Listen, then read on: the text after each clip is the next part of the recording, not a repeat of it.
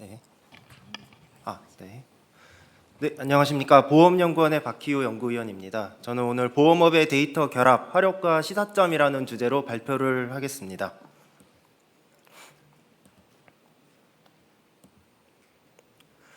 (4차) 산업혁명이 본격적으로 도래하며 지금 경제, 금융, 의료, 그리고 보험업에서도 데이터는 핵심 가치로서 다양하게 활용되고 있습니다. 그런데 우리나라에서는 지금 개인정보 보호를 위한 엄격한 규제로 인해서 보험업에서는 이종 업종 간 외부 데이터를 결합하고 활용하는 사례가 많지 않은 실정입니다. 그래서 최근 개인정보 활용의 공감대가 형성되며 정부는 개정 데이터 3법 등 제도 개선을 통해 보험업에서도 이제 외부 데이터를 결합, 활용하고 새로운 가치를 창출할 수 있는 기반이 마련되고 있습니다.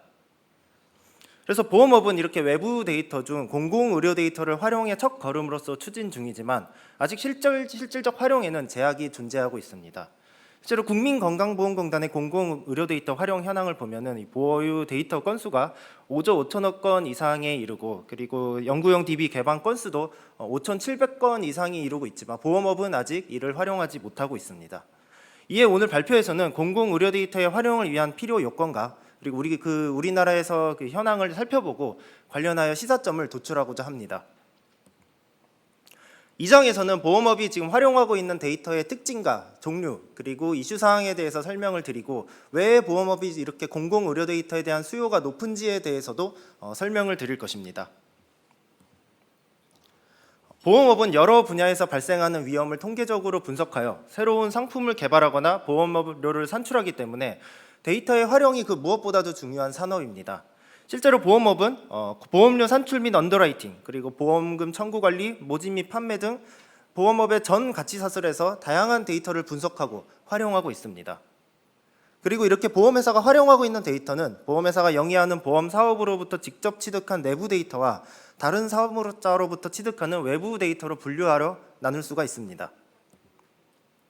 그래서 보험회사가 활용하고 있는 내부 데이터는 또한 계약 관련 관리 정보와 고객 수집 정보로 나눌 수가 있는데, 계약 관련 관리 정보에는 보험회사의 그리고 어떤 고객들의 성이나 나이, 그리고 사망률의 정보를 포함하는 경험 통계와 해지, 가입, 청구, 상담 정보 등이 포함되어 있습니다.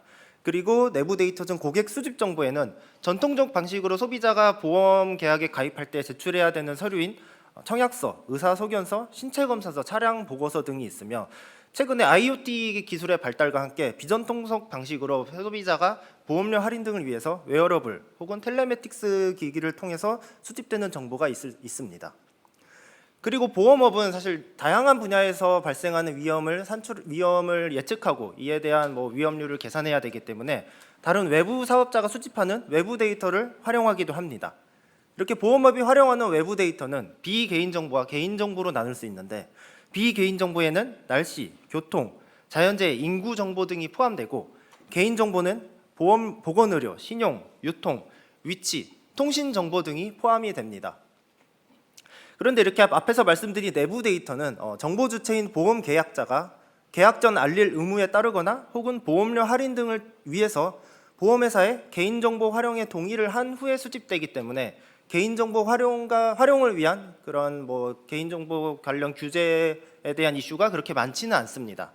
그런데 외부 데이터는 보험회사가 외부 사업자로부터 그 데이터를 활용을 해야 되기 때문에 정보 주체의 선제적 동의가 쉽지 않고, 이렇게 정보 주체의 동의가 동반되지 않을 경우에는 개인정보 보호 관련 법률 등에 따라 이렇게 보험회사의 자유로운 활용에는 여러 가지 제약이 있습니다. 그래서 이렇게 우리나라 보험회사는 이렇게 보험회사의 외부 데이터를 이렇게 자유롭게 활용하기 못하는 실정입니다. 그런데 해외에서는 각국의 규제에 맞게 이렇게 보험회사가 외부 데이터를 결합하고 활용하여 좀 더 다양한 가치를 창출하기도 합니다. 그래서 이렇게 해외에서 활용하는 사례에 대해서 먼저 간략하게 소개를 해드릴 것인데요. 미국에서는 모두 아시는 분은 다 아시겠지만 이렇게 신용 정보를 활용을 해서 보험회사가 사고율을 예측하고 또 언더라이팅에 활용을 하기로 합니다. 그래서 미국에서 가장 많이 쓰이는 피코의 신용 기반 보험 점수는 95%의 자동차 보험회사가 이를 활용하고 있기도 합니다. 그리고 미국에서는 또한 의료 데이터를 활용해서 마약성 진통제, 오피오이드 남용과 보험금 누수를 예방하는 이런 효과를 거둔 바도 있습니다.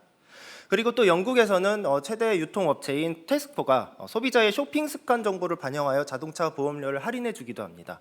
테스코에 따르면 이렇게 정기적으로 슈퍼마켓을 이용하는 운전자는 계획적으로 생활할 가능성이 높고 신중하고 안전하게 운전할 가능성이 높기 때문에 자동차 보험료를 할인해 줄 수 있다라고 말하고 있습니다. 그리고 두 번째로는 미국의 렉시스넥시스의 사례를 간략하게 소개해 드릴 것인데요. 렉시스넥시스는 미국의 빅데이터 분석 전문 업체입니다. 그래서 이들은 데이터를 분석하여 관련 솔루션과 분석 결과를 보험회사를 비롯한 회원사들에게 제공을 하는데요. 이들은 신용정보, 공공기록, 의료정보 등 다양한 데이터를 결합한 모델을 개발을 했습니다. 그래서 이들의 모델에 대해서 간략히 설명을 드리면은 왼쪽 그림과 같이 소비자의 연체 잔액이 늘어날수록 사망률이 높아지는 이런 통계적인 결과도 나타났습니다. 그러니까 소비자가 연체가 많을수록 경제적으로 어려운 상황에 처할 위험이 높고 이러한 소비자들은 사망률이 높아질 것이다라는 논리이고, 그리고 실제로 통계적으로도 이를 보여주었습니다. 그리고 특히 이들은 이렇게 다양한 데이터를 활용한 결합 모델을 개발을 했는데요.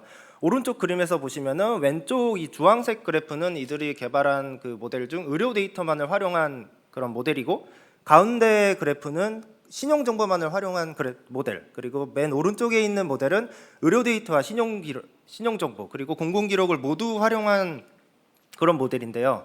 여기서 X축은 그 모델에서 각각 그 위험률을 예측한 그 스코어를 데사일 포트폴리오 나타내서 10개의 포트폴리오로 쪼갠 그런 것이고, 여기서 Y축은 그 모델 그 실제 그 포트폴리오의 사망률을 나타낸 그림입니다.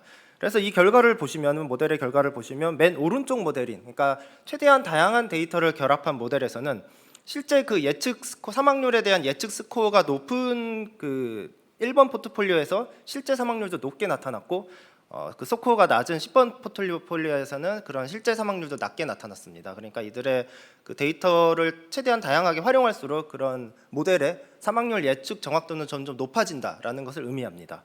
이렇게 보험회사는 이렇게 다양한 외부 데이터를 활용한 모델을 활용함으로써 사망률 예측 정확도를 개선하고 언더라이팅 프로세스를 간소화하여 업무 효율성을 높일 수 있다는 그런 장점이 있습니다.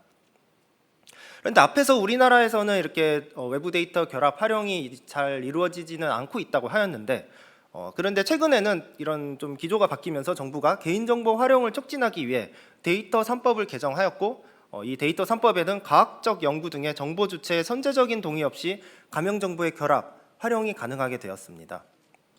이렇게 제도 개선이 추진됨에 따라 보험업에서도 이종 업종 간 외부 데이터의 결합과 활용을 할 수 있다는 기대감이 커지고 있는데요.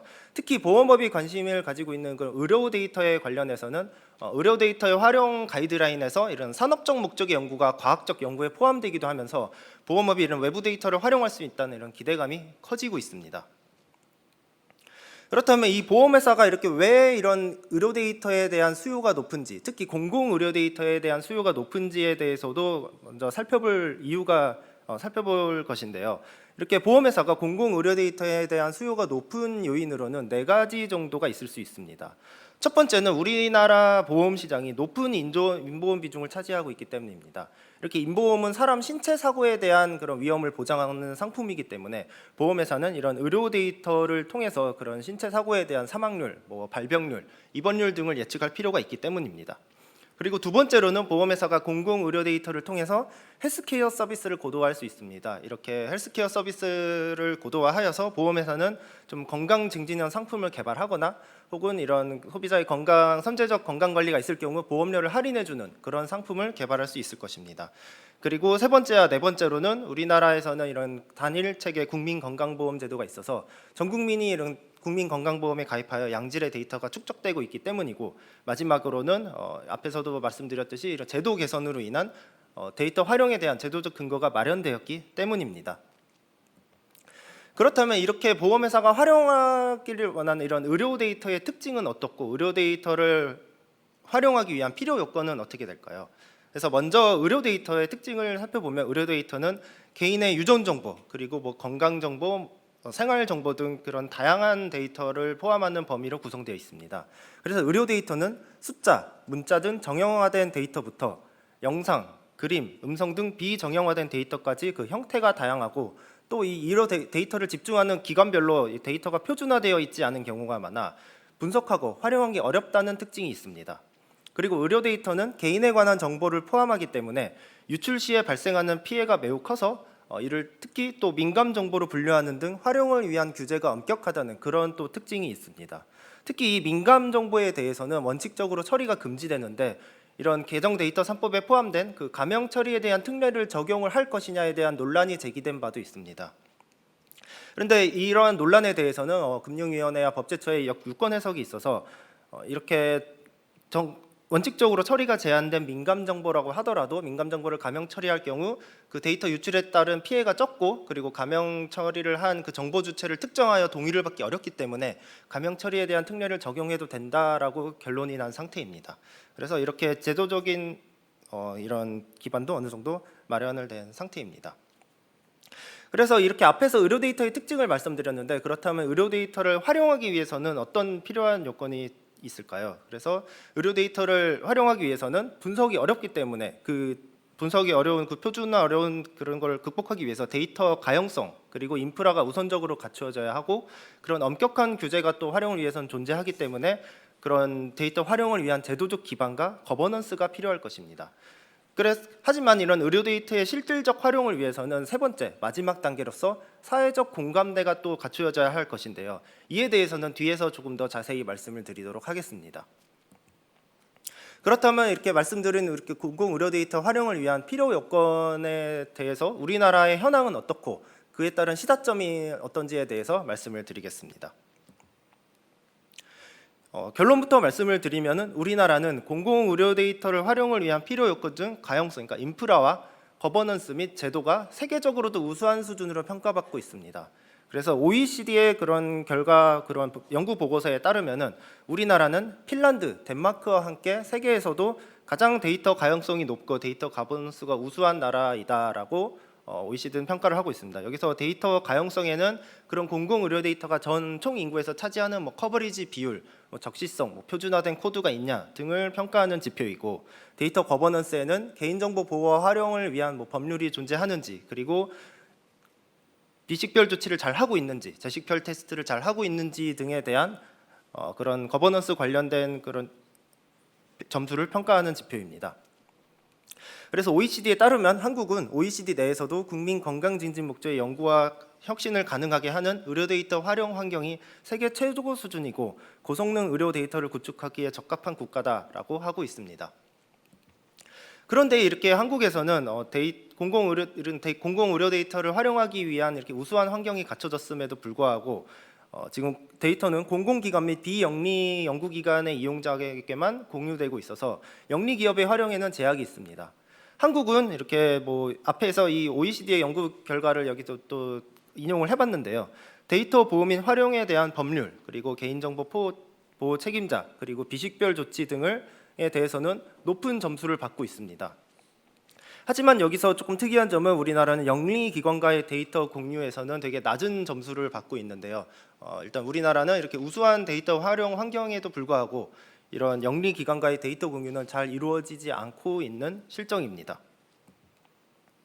보험업의 경우에서도 마찬가지입니다. 보험회사는 사실 과거 공공의료 데이터를 활용한 적이 있지만 2017년 국정감사에서 개인정보 노출, 유출 등의 위험성이 제기되면서 공유가 중단된 바가 있습니다.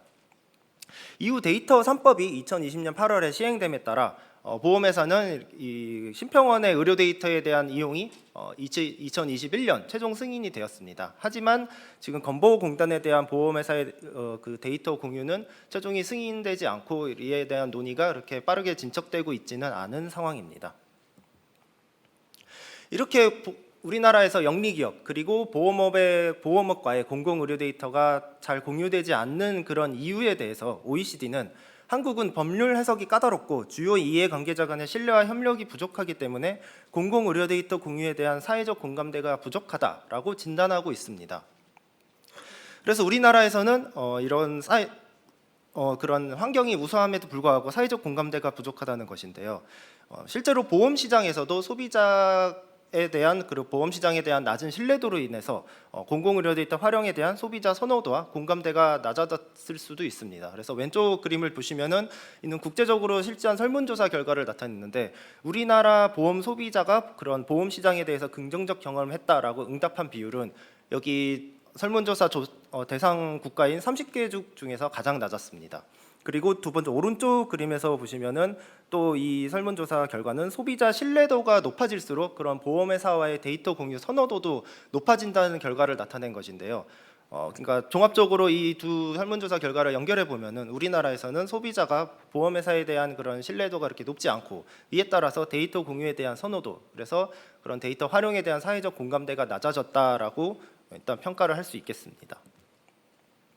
그러면 이렇게 사회적 공감대가 낮아서 데이터가 활용되지 못하는 이런 요인은 사실 우리나라뿐만이 아니고 세계에서도 동일하게 나타납니다. 그래서 여기서 오늘은 핀란드와 영국 사례를 간단하게 소개해 드릴 것인데요. 그래서 핀란드와 영국은 둘 다 ODI의 분석 결과에 따르면 유럽에서도 데이터를 2차 활용하기 위한 점수가 매우 높은 국가입니다. 그래서 이 ODI는 그 유럽 국가들을 대상으로 그 데이터 활용을 위한 인프라 그리고 뭐 정책적 현황 등을 평가하여 점수의 분포도를 나타냈는데요. 영국과 핀란드는 유럽 내에서 이 데이터 활용이 가장 우수한 나라로 평가받고 있습니다.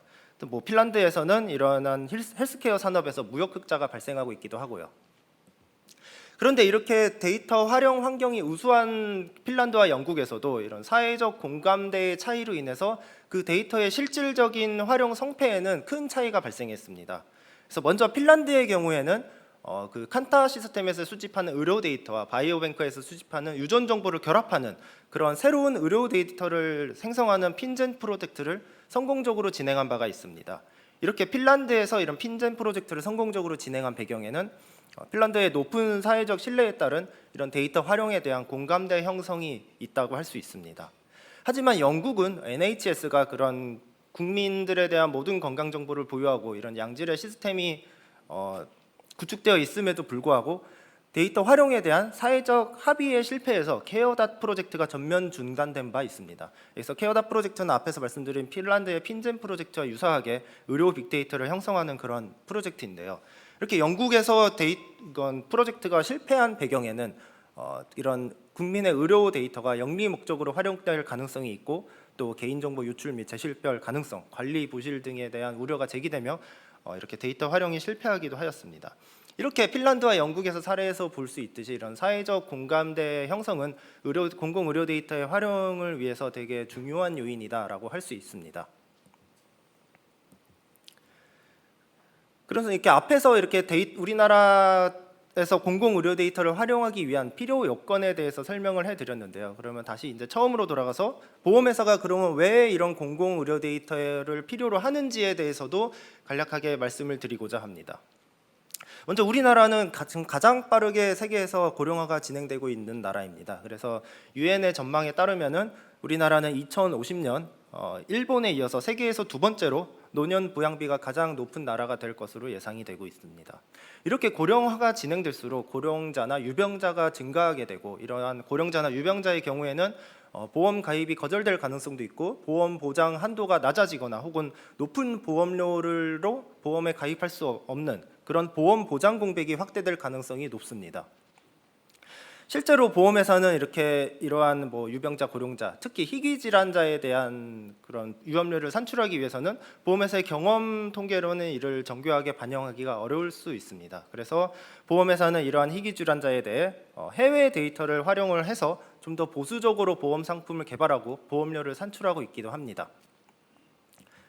그런데 보험회사가 이때 공공 의료 데이터를 활용할 수 있다면은 앞에서 설명드린 그런 희귀 질환자에 대해서도 좀 더 보험 보장 그런 한도를 높이고 보장 범위를 넓힐 수 있으며 보험료를 할인해 줄 수 있을 것입니다. 그리고 이런 소비자들의 새로운 보장 수요를 충족해 줄 수 있고 좀 더 건강 증진형 상품 개발 확대가 가능하게 될 것입니다. 그래서 보험회사는 이렇게 공공 의료 데이터를 활용하여 과학적 근거에 입각한 건강 위험 분석 정확성을 제고하고 건강 위험에 따른 맞춤형 보장을 제공하고 보험료를 부과를 통해서 궁극적으로 보험 소비자 간의 형평성을 제고할 수 있을 것입니다.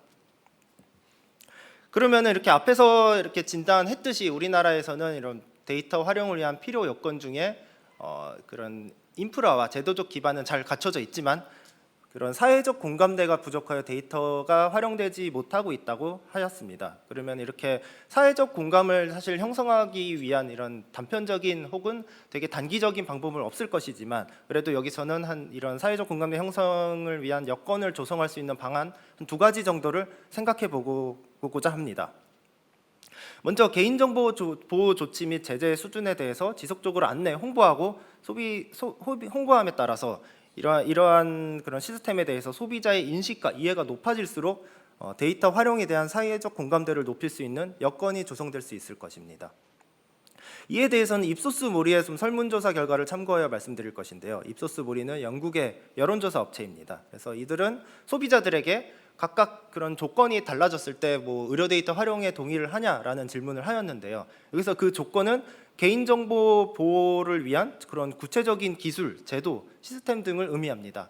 그런데 결과만 말씀을 드리면 이렇게 개인정보 보호를 위한 구체적인 시스템이 달라지더라도 소비자들은 그 개인정보 보호가 전제됨을 인지할 경우에는 그 동의 비율이 크게 달라지진 않았습니다. 그러니까 옵트아웃 옵션이 존재하냐, 익명 처리를 하냐, 거버넌스가 잘 갖춰져 있냐 그런 거에 따라서 소비자들의 의료 데이터 활용에 대한 그런 동의 비율이 달라지진 않았고 그런 시스템이 잘 갖춰져 있다는 그런 믿음, 갖춰져 있다는 그런 질문에 대해서만 소비자들은 공공 의료 데이터의 상업적 활용에 동의하는 비율이 높아졌습니다. 하지만 이런 개인정보 보호 조치가 존재하지 않을 때는 소비자들이 의료 데이터 활용에 동의하지 않는다고 하였습니다.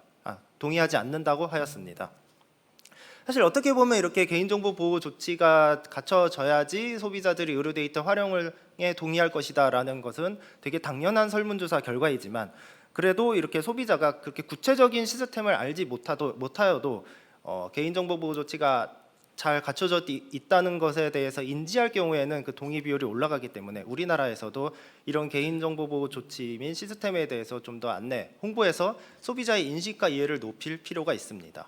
실제로 우리나라에서도 이런 개인정보 그런 의료 데이터를 활용하기 위해서는 그런 무작위 표본 추출을 거친 가명 정보를 좀 승인된 그런 연구자만이 폐쇄 공간에서 분석해서 그 분석 결과만을 반출해야 되기 때문에 그런 보호 조치는 실질적으로도 되게 엄격한 편입니다.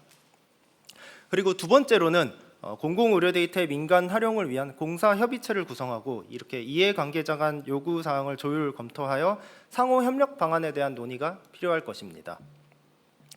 즉 관계부처 중심의 협의체를 구성해서 이런 데이터 개방 제도를 점검하고 데이터 활용 문화를 조성하고 중요 사항을 심의 조정하는 이런 역할을 수행할 필요가 있습니다.